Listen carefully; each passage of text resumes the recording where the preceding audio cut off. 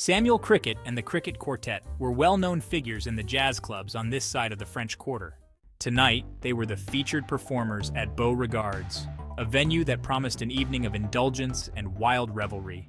The phrase "Laissez le bon temps rouler" echoed through the club, signaling the start of a night filled with hedonistic pleasures and tempestuous debauchery.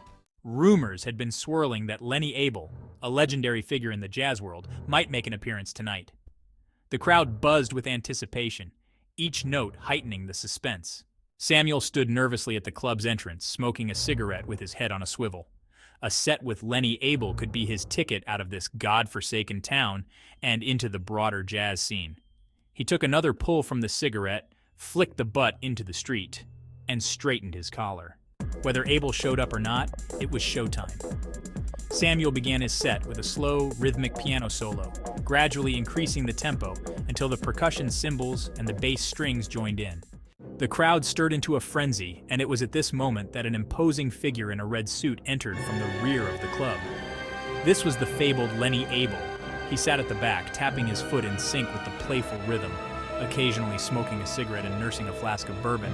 He seemed to savor each note, finding pleasure in the nuances of the composition. As the set concluded, Samuel hurriedly shook hands with his adoring fans and tried to catch up with Lenny at the rear of the club, only to find that his idol had slipped out before the end of the last song.